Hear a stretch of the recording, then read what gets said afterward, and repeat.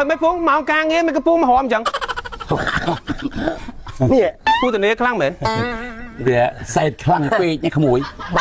ពូសេតពូចេះរងរំសាយទុកតែការងារខ្ញុំកមកកណោនោះកមកកណោហើយដល់ពេលពូមកធ្វើអញ្ចឹងការងារខ្ញុំអញ្ចឹងខ្ញុំសេតខ្ញុំ stress លើដើមនេះនេះចេះនោមហ្នឹងពូមានការអីចោលតែគ្នានេះខ្ញុំឃើញហើយខ្ញុំដឹងហើយធ្វើការមួយខ្ញុំអាយុហើយនោះចេះលេងនេះលើនោមពូលឹបចោលពូលៀនចោលពូលឹបហ្នឹងត្រេះឲ្យខ្លាំងណាឲ្យវាបាត់អារម្មណ៍លងមកបើប្រាក់ខែវិញនិយាយពីនោះយឺតបានទេតើពូទៅក្មួយខែសុំអវងមុនអត់មានអវងអត់មានពេលនាទីអីទេពូទៅធ្វើសិនពូតែថាកុំកដូចភ្នំតែកុំអត់ទេក៏រំបាត់អីគាត់មិនលោនេះវិញ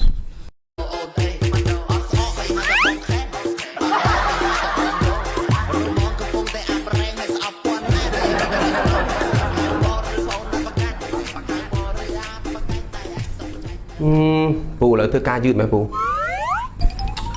លុយបើយឺតដែរមកធ្វើយកអាលុយនោះមកនិយាយជាមួយខ្ញុំវិញពួកឯងឥឡូវធ្វើការវាអត់ស្អាតពួកឯងមើលនៅស្នឹមពេញហ្នឹងពូជូតអត់ស្អាតបែកខែឲ្យស្អាតជាងមុនតិចមកវាស្អីឲ្យស្អាតពូលុយខ្ញុំរាប់ម៉ឺនរាប់លានវាវិលវាមិនវិលតក្រុមហ៊ុនខ្ញុំមិនមានតែមួយទេវាមានច្រើនណាពូនៅខាងនេះគឺវាបើកលុយឲ្យគ្នាចុះអាលុយក្រុមហ៊ុនខ្ញុំផ្សេងទៀតទៅវាត្រូវវិលអាខាងនេះដើរមុនមកព្រោះអាខាងនេះវាត្រូវការចាយខ្វះខាតតែពូទេបុគ្គលិកកម្មករគេមកកណោទីគេចេះខ្វះខាតទេចុះសេរីគ្រប់គ្នាហើយបើថាបើកលុយឲ្យនិយាយពីច្បាប់ទៅស្រុកប្រឡប់3 4ថ្ងៃទៅស្រុកទៅណាទេនោះអកុយទេខ្ញុំមិនរៀងទេវាចោលទៀតរឿងគាត់ក៏ចោលបកុយរឿងបកុយចោលគាត់លោកខ្ញុំទៅខាងទៅណាត្រូវការលុយអកុយគេពីអ្នកពូនោះល្បិចហ្មងហ្នឹងខ្ញុំមើលទៅឃើញល្បិចហ្មងបោះ300ចំពុកសៀណាមសៀគឺថាសៀដាក់កនី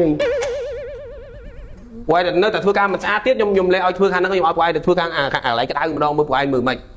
ពួកឯងទៅជួបមិនស្អាតមើលតិចទៀតខ្ញុំមើលទៀត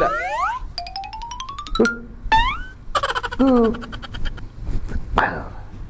ធ្វើចាស់វិញមកបើវិធានី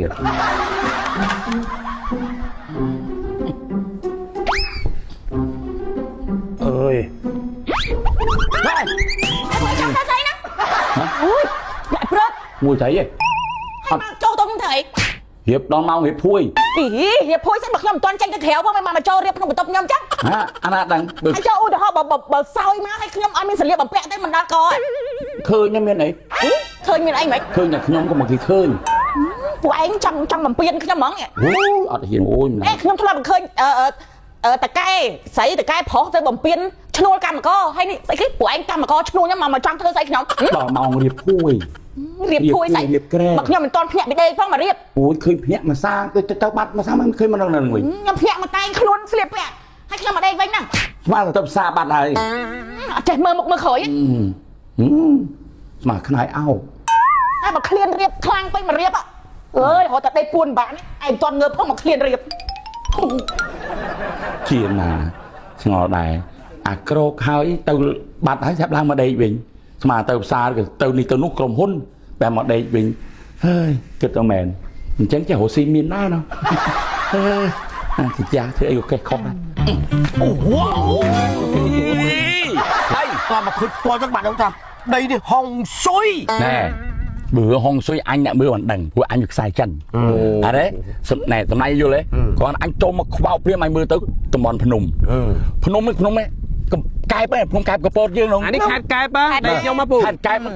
កែបកពតហ្នឹងហើយអាកាសធាតុមិនដែរពូអាកាសធាតុគឺមើលខ្យល់ត្រជាក់មកធ្វើឲ្យយើងអារម្មណ៍យើងវាដូចថាសស្រាយរ៉ូមែនទិកហ្មងចង់ប្រាប់ពូចេះខ្ញុំទិញដីនេះគឺដើម្បីធ្វើផ្ទះ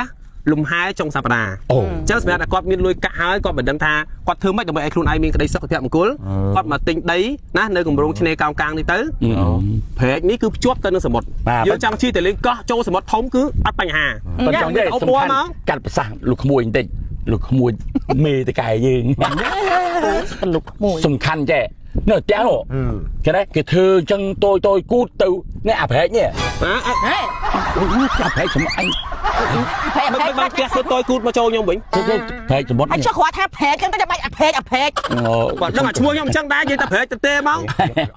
ឡំសុំទោសពេលភ្លេចយើងឈ្មោះគេកាត់លុយទៅសារអញ្ចឹងបាទហើយមួយទៀតពូបាទអ្នកសម្រាប់អ្នកដែលគាត់គាត់ថាអីតើមានលុយទាំងមើលមែនអត់ទេ បងរំលោះមួយខែតែ$500ទេអត់យកការប្រាក់រហូតដល់24ខែ អូយណូអូយលោកអើយលោក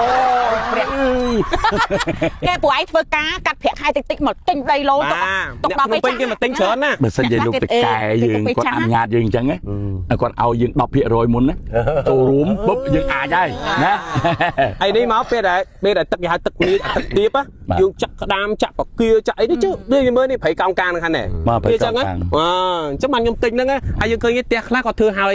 ហើយផ្ទះខ្លះទៀតគាត់មិនទាន់ធ្វើកំពុងតែសាងសង់ឃើញគេទិញច្រើនមែនតើឃើញគេធ្វើតាមម៉ូដតាមម៉ាកដែលគេស្រឡាញ់ធ្វើឲ្យជួលបានលុយវិញទៀតគេ ហើយកន្លែងនោះគាត់ចុះពីចាស់មកអូបហ្មង បាទចុះមកបមកយើងជិះអូបចូលសមុទ្រមក សុយណា ហើយអូបនេះចាក់ទៅដល់សមុទ្រកែបកពតក៏បានដែរចុះហ្នឹងហើយរ៉ូមែនទិកត្មង វាសំខាន់ទេវាមានអាប្រែកញ៉ែអូប្រែកទៀតបានលោកប្រែកបងប្រែកញ៉ែបានលោកប្រែកញ៉ែ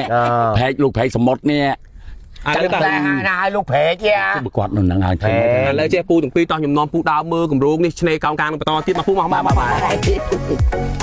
ដូច្នេះនេះគឺជាឱកាសដ៏ពិសេសមែនទែនសម្រាប់លោកអ្នកដែលចង់ទិញដីជាប់ដៃសមុទ្រដើម្បីធ្វើផ្ទះលំហែនៅក្នុងក្រុងកែបនេះគឺជាឱកាសដ៏ល្អដែលសារតែគម្រោងឆ្នេរសមុទ្រកោងកាងគឺនៅសល់តែ150 ឡូទៀតតែប៉ុណ្ណោះគឺលែងមានទៀតហើយបងប្អូនដីនេះគឺមានបរិយាកាសល្អមែនទែនដែលសារតែជាប់ទៅនឹងដៃសមុទ្រហើយក៏ដូចជាមានទេសភាពភ្នំដ៏ស្រស់ស្អាតនៅក្នុងខេត្តកែបក៏ដូចជាលោកអ្នកអាចធ្វើការបាក់អបបបាទពីដៃសមុទ្រនេះឆ្ពោះទៅកាន់សមុទ្រធំបាទដើម្បីស្ទូចត្រីដើម្បីទៅលេងកោះដើម្បីជិះនៅម៉ូតូទឹកដូចជាអបបកំសាន្តបាននិយាយទៅគឺសប្បាយមែនទែនហើយបាទនិយាយពីគម្រោងឆ្នេរសមុទ្រកោងកាងទាំងមូលគឺលក់អស់ច្រើនហើយបងប្អូនហើយក៏ឃើញថាមានអតិថិជនដែលគាត់ទិញហើយហ្នឹងគាត់មកសាងសង់ជាផ្ទះដើម្បីធ្វើជាអាជីវកម្មបាទគាត់ធ្វើម្ហូបគាត់លក់ដូរក៏ដូចជាគាត់ធ្វើជាផ្ទះលំហែសម្រាប់បាទជួលឲ្យបាទអ្នកដែលគាត់មកពីភ្នំពេញតាមបណ្ដាខេត្តផ្សេងៗហ្នឹងគាត់ចូលស្នាក់នៅមួយយប់អញ្ចឹងណាបងប្អូនគាត់មកជាក្រុមគ្រួសារ 4-10 នាក់គាត់ហូបចុកគាត់ជិះរឿងការ៉ាអូខេសប្បាយជាលក្ខណៈក្រុមគ្រួសារមិត្តភក្តិរបស់គាត់បានចំណូលប្រចាំខែបានចំណូលប្រចាំថ្ងៃទៀតហើយនិយាយពីទំហំដីវិញបាទគឺមានទំហំ10បាទគុណនឹង25ម៉ែត្រក៏ដូចជា10គុណនឹង30ម៉ែត្រហើយបញ្ជាក់បាទនៅសល់តែ150 ឡូទៀតតែប៉ុណ្ណោះគឺលែងមានលក់ទៀតហើយបងប្អូនសម្រាប់ដីដ៏កម្រនេះ